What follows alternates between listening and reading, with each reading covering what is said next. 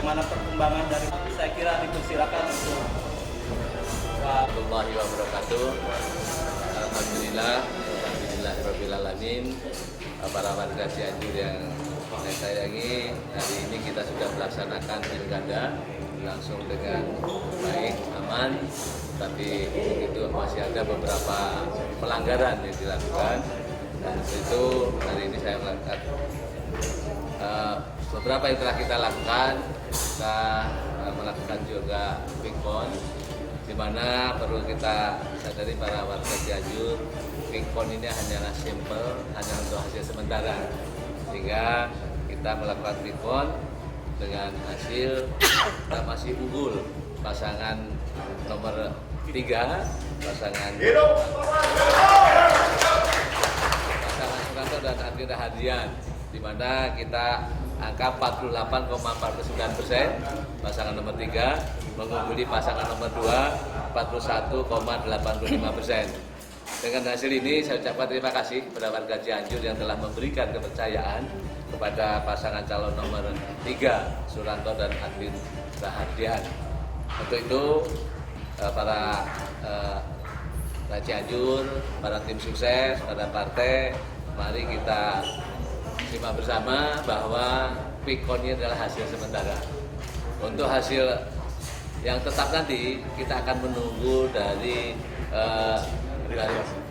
tabulasi dari KPU, dan kita pun nanti akan melakukan tabulasi juga dari tim sukses kita, di mana tim sukses kita juga sudah melakukan quick count ini. Untuk itu yang saya sampaikan, silahkan nanti tim sukses yang telah melakukan quick count ini, dan nanti para sekalian bisa mempertanyakan pada tim sukses yang telah melakukan quick count. Itu saya persilahkan. Dari hasil survei, pasangan nomor urut 3, Dr. Suranto dan Adwin Rahadian memenangkan pilkada serentak dengan perolehan suara 48% lebih. Sedangkan paslon nomor urut 2, Irfan Ripano Muhtar dan Herman Suherman memperoleh suara 41% lebih. Sementara paslon nomor urut 1, Denny Sunaria dan Jaini memperoleh suara 11% lebih. Suranto dan Oki yang diusung PDIP dan 7 partai lainnya ini menang di 32 kecamatan dengan perolehan suara sampai pukul 5 sore tadi. Namun Suranto dan Oki memastikan hasil survei ini hanya sementara, dan hasil pastinya adalah hasil dari pleno KPUD Kabupaten Cianjur yang digelar pada tanggal 18 Desember. Suranto dan Oki berharap para pendukung dan simpatisan tetap menjaga stabilitas pemilu di Cianjur, sedangkan untuk kecurangan, tim advokasi hukum akan mendesak pihak Panwaskab, salah satunya kasus operasi tangkap tangan anggota DPRD dari Partai PKB bersama Camat Cianjur Kota, beserta barang bukti uang sebesar 300 juta rupiah. Dengan margin error 6,6%. Nah, di sini yang harus dipahami bahwa apakah dengan itu melakukan pengambilan data setelah ditetapkan. Artinya, dalam pengambilan data, karena data tersebut sudah ditetapkan di TPS. Kita coba untuk kemudian lihat. Nah, ini secara keseluruhan. Jadi sampel ini pertama yang dengan warna hijau 5, terus yang kedua 41,70% itu dari 8,65. Jadi kalau kita lihat di sini ini ada sekitar 4% itu adalah suara yang tidak sah. Gitu. Hasil per dapil. Nah ini dapil ini nomor 3 cukup mengunggul. Gitu. Sebagaimana sebelum-sebelumnya yang survei kami lakukan juga teridentifikasi basis massa dari nomor 2 gitu.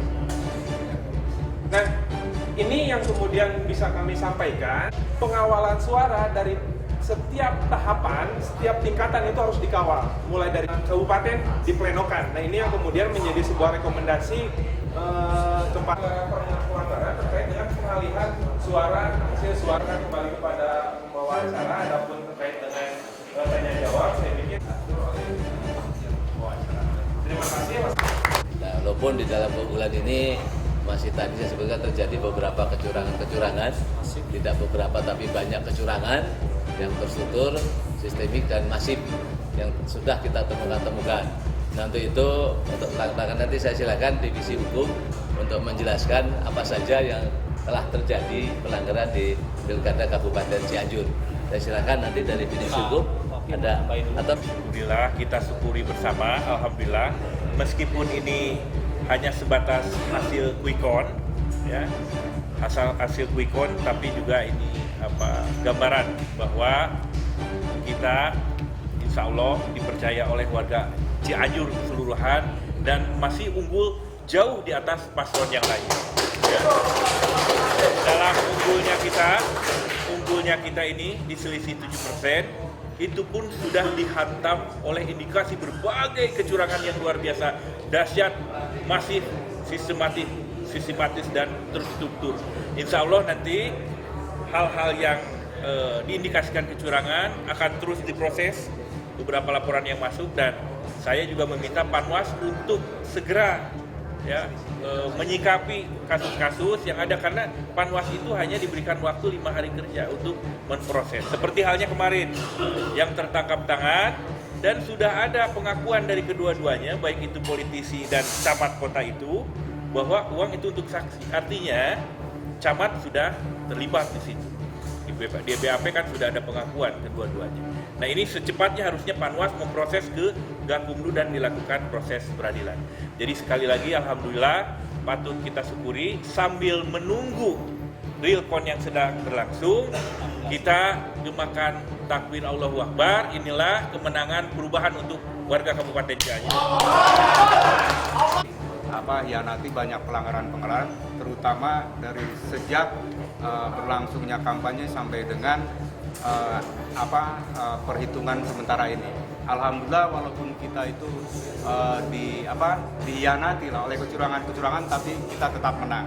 Adapun pelanggaran-pelanggaran yang kami temukan, sementara ini kami pun mendapatkan laporan-laporan dari tim advokasi yang ada di lapangan. Kami sudah menghimpun 24 pelanggaran, yang diantaranya pertama keterlibatan desa. Di sini ada 6 terupdate yang masuk kepada meja kami tim divisi hukum, ada 13 perkara yang kita tangani. Terjadi pada saat masa-masa kampanye kita, mereka mencuri jadwal kita. Jadwal kampanye nomor 3 laporkan, yaitu adanya keterlibatan penyelenggara yang kita udah sampaikan untuk sementara waktu yang sampai beras dan termasuk itu yang akan kami terus telusuri dan akan kami terus kawal. Begitupun hasil-hasil yang dari TPS, demikian mungkin yang kami sampaikan. Terima kasih. Ya. Kok bisa beda gimana? Secara metodologis kan itu bisa jadi berbeda gitu. Terkait dengan kan kalau bicara tentang permasalahan perbedaan ini kan, karena ini adalah sampling, jadi bukan sensus, pasti terjadi yang namanya perbedaan sehingga muncul adanya yang namanya margin error. Nah, makanya sebetulnya cara mudah untuk membaca survei itu adalah pertama bukan hasil akhirnya, tetapi kita harus coba tanya dulu ini margin errornya berapa. Nah, kita itu margin errornya di angka 6,6%. Lebih atau kurang. Artinya teman-teman bisa kemudian mensimulasikan dari hasil yang sudah ada, ya tinggal itu ke atas 6,6% ke bawah 6,6%. Kan seperti itu. Nah, kalau yang serius kan juga itu perlu juga dicermati, itu margin errornya berapa. Yeah. Nah, jadi kalau bicara tentang permasalahan perbedaan, saya yakin itu menjadi sebuah pasti ada berbeda, karena juga secara metodologi juga berbeda, tapi juga secara pengambilan sampel itu secara metodologi, secara teori itu tidak ada permasalahan. Gitu. Kami siap untuk kemudian secara berdiskusi secara detail, insya Allah kami siap untuk bertanggung jawab Secara akademik. Silahkan kawan-kawan wartawan dicek ke lapangan, ya. Awal suara, ya, dari C1 itu nanti akan bisa kemudian para partai gabungan, mari kita kawal bersama-sama kemenangan ini, sehingga kemenangan dari Pikon ini bisa nyata nanti dalam real count, dalam tabulasi yang resmi dilakukan oleh KPU. Tentu kita tetap harus bersabar menunggu kapan hasil resmi dari KPU yang akan diumumkan. Ya. Jadi, terima kasih semua rekan-rekan yang telah hadir pada saat ini. Bila tidak ada pertanyaan, kita tutup sekian. 1, 2, 3.